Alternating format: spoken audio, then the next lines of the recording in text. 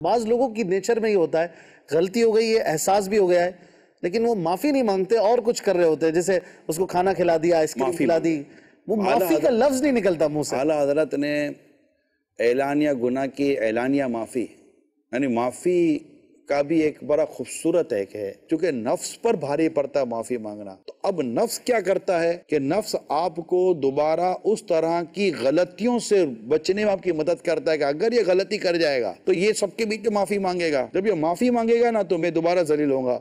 अब नफ्स खुद को जिल्लत से बचाने के लिए आपको उन कामों से बचाता है कि जिनसे माफी मांगनी पड़े। तो ये माफी मांगने की आदत तो बिल्कुल होनी चाहिए।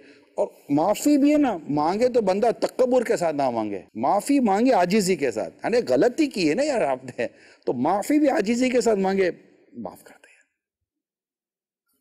गलती होगी माफ कर दे। अरे माफी भी मांगनी और घमंड भी है, मांग तो रहा हो तो अभी ये माफी तो नहीं मांग रहे, एक और गलती कर रहे हैं, इसकी अलग माफी मांगनी पड़ेगी। एक शख्स मुझसे अगर माफी मांगता है तो गोया कि मुझे वो रियलाइज करवा रहा है कि मुझसे गलती हुई है। अब वो अपनी माफी मांगते हुए मुझे ये रियलाइज ही नहीं करवा रहा है, ये माफी मांग के भी एक एहसान कर रहा है, तो ये माफी नहीं होती। माफी में आजिजी होती है। देखो नबी पाक सल्लल्लाहु अलैहि वसल्लम इमामुल अंबिया हैं, लेकिन एक गजवे के मौके पर एक सहाबी आगे ना, आका मैं आपसे बदला लेना चाहता हूँ जी, तो आका ने अपना वजूद उसको पेश कर दिया ना, और उन्होंने बढ़कर आका सल्लल्लाहु अलैहि वसल्लम के वजूद को चूम लिया जी, आका मैं तो ये चाहता था।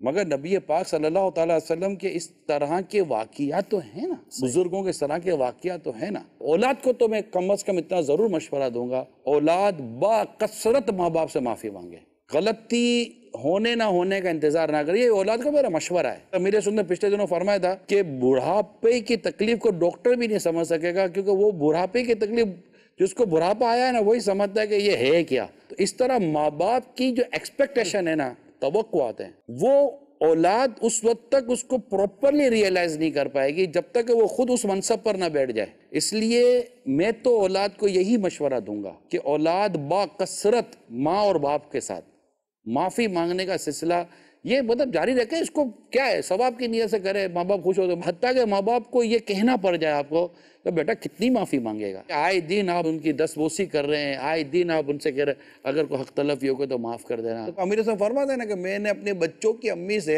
इतनी बार माफी मांगी है कि मुझे कहती है कि हाँ बस करो, कितनी माफी मांगना, यानी अब बस करो, कितनी माफिया मांगेंगे। माशाअल्लाह। अब ये अमीर अहले सुन्नत, शोहर, पीर, तरीकत, एक मकाम मर्तबा हर कोई समझ सकता है, मगर एक ये भी खौफे खुदा और हुकूकुल इबाद की पासदारी है कि आप अपने बच्चों की अम्मी के साथ ये अंदाज इख्तियार करते हैं। तो मैं तो औलाद को कहता हूँ माँ बाप के लिए, यही माँ बाप को भी चाहिए कि अपनी औलाद के साथ रवैया रखे कि बाज़ औक़ात औलाद की भी हक़ तलफ़ी होती है। एक बंदा उसकी गलतियाँ भी खत्म नहीं होती हैं, फिर माफ़ी भी मांग लेता है आजिज़ी के साथ भी, तो अब वो कितना माफ़ करे। इंशाअल्लाह माफ़ी एक दिन इसको गलती से निकाल देगी। माफी और आजिज़ी, माफ करते रहे, माफ करते। कहना कि नहीं ये तो मुनाफिक है, सही माफी का मांगता है, ऐसे ही बस सामने दिल पर हुक्म नहीं लगाना चाहिए जब तक एक वाज़ेह करीना ना हो।